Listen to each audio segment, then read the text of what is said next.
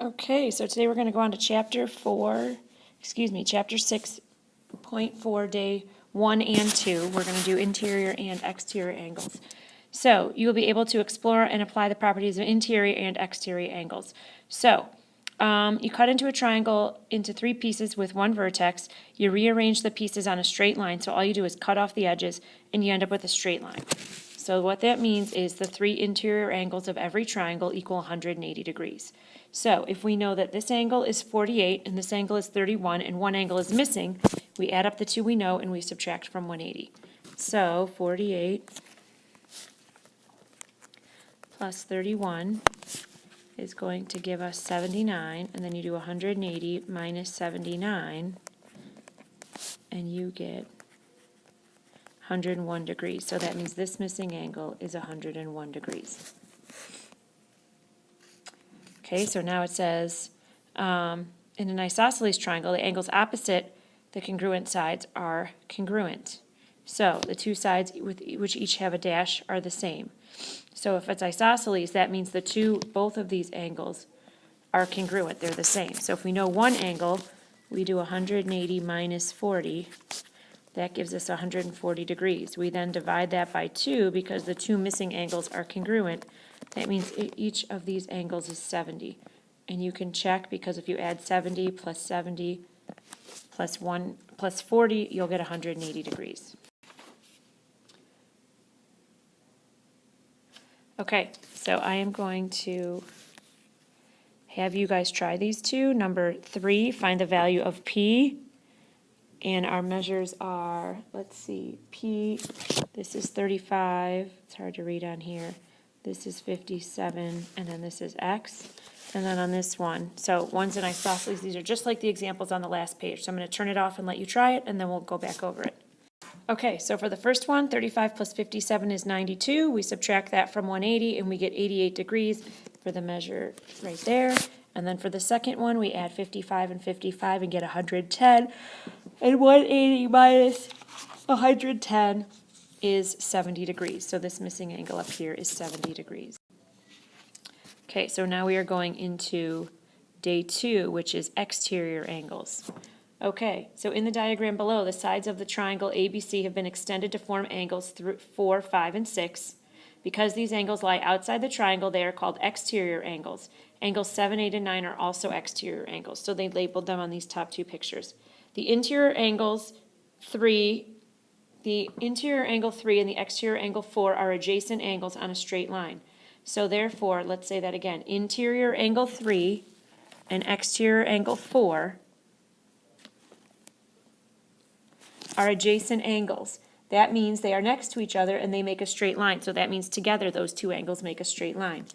You also know that the sum of the measures of interior angles are 180. So that means the measure of angle 1 and angle 2 and angle 3 all together are also 180 because they make a straight line.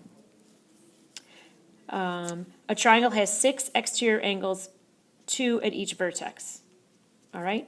Which makes sense. You have 6 over here, you have 9 over here. You can use these 2 equations to demonstrate a property about external angles. So the measure of angle 3 and angle 4 is 180, which is the measure of angle 1 and angle 2 is the same as angle 4. The measure of angle 3 and angle 7 is 180, so the measure of angle 3, angle 1, and angle 2 is 180, or the measure of angle 1, 2 equals angle 7. The exterior angles of a triangle is always supplementary to the interior angle that it is adjacent to, and it is always equal to the sum of the other 2 internal angles of a triangle. So that's the important part. So let me move this up. So the exterior angle of a triangle is always supplementary to the interior angle that it is adjacent to, and is always equal to the sum of the other 2 interior angles of the triangle. Okay. So we need to find angle X. So we know that angle X and this angle right here make a straight line. So if we add up the others 2 and subtract from 180, so that's going to be 50 plus 60, which is 110. We subtract that from 180. That gives us 70. That means this inside angle right here is 70 degrees. Now that 70 degrees plus this one equal 180, which is also 110. So you can do that the way I did it, or you can remember what they just told you, and they told you that that angle on the outside is equal to the other two interior angles, which is also 110. So either way, I just showed you that in two different ways. You add these two together, you get 110, or you add them and subtract from 180, and you get it that way also. Okay, so now let's go on to B. Let's see.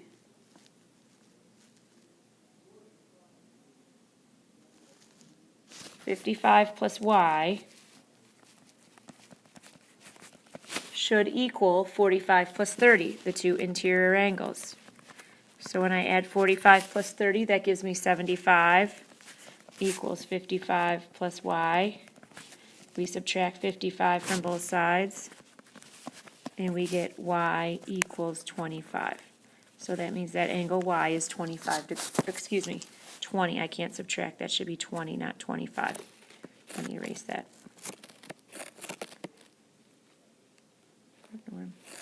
So this should be Y equals 20 degrees, not 25 degrees. Okay, so let's scoot this down. All right, so it says use the properties of interior and exterior angles to find the measures of 1 and 2. So I'm going to turn it off. I'm going to have you try it, and then I'll go. Okay, so this is what happened.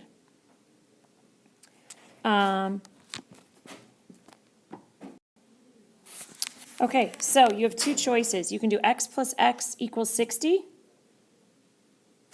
and 2x equals, first thing you had to do, which I did not write up here, you have to do 180 minus 120 equals 60, because these two right here make a straight line. So 180 minus 120 equals 60. Now you have x plus x equals 60, because remember the exterior equals the two other interior. So x plus x equals 60, so you get x equals 30. That means each one of these angles is 30 degrees. Now, if you didn't want to do that, you could do x plus x, add all of them. X plus 120 equals 180, and then solve, and you still get 30. Okay? All right, have a great afternoon.